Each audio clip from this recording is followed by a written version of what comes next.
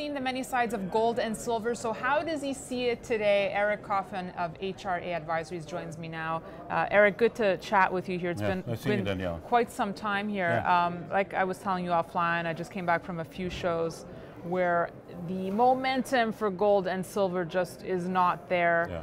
How do you see it? Are you feeling jaded or optimistic here?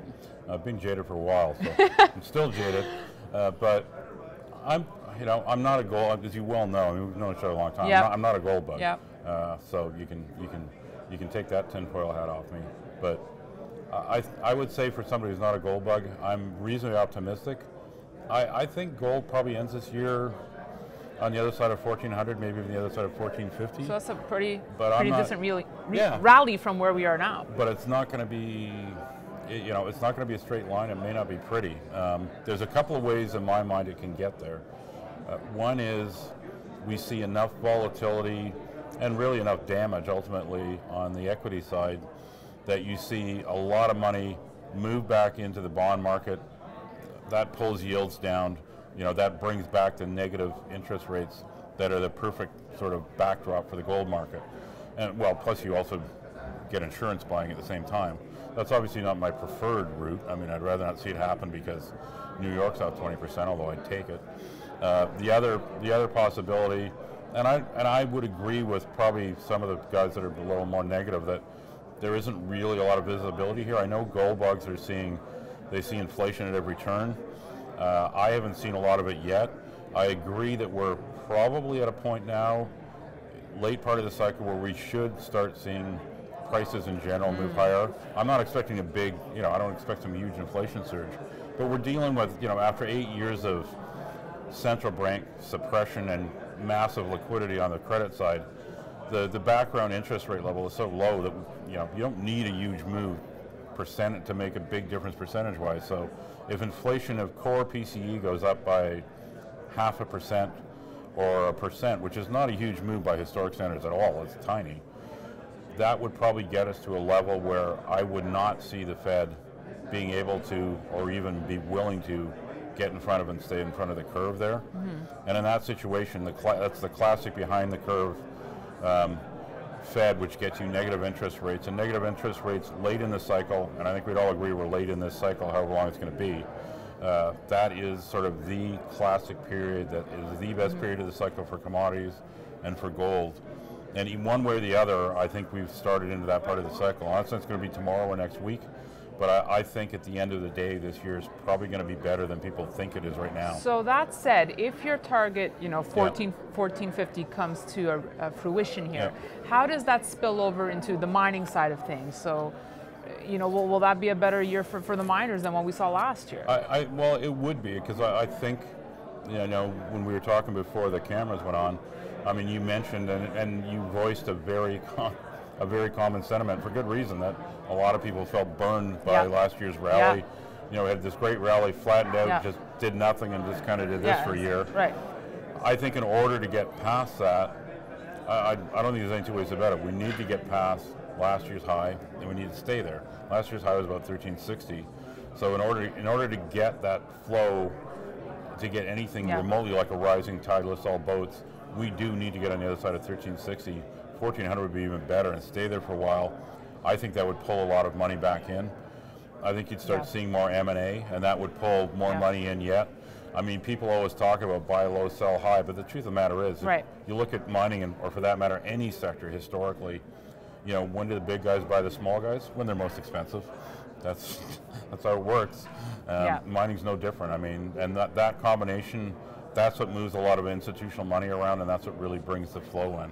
But we do need to be high side at 1360. I mean. So I'm going to ask you some of your top picks right now. Okay, depends on, you want precious metals, or do you care? Or? No, I'm open. Yeah, okay. That's top three, and anything you like. Okay, I'll give you 2 or 3 different ones at different stages of development.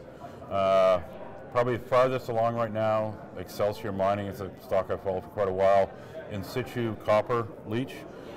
They're waiting for their last permit on their Gunnison project, southeast Arizona. Very low capex, very low capital intensity. It would be the lowest decile production cost for copper. It won't start big, because it's in situ lease. They basically drill these well fields, so it'll take time to build up. But once they've got a permit, they already have the plant is there. It's just a well field. They would be in production by the end of the year. And I think the current NPV using today's copper price is about $1 billion. Okay. Their market cap's maybe 200, a little bit less.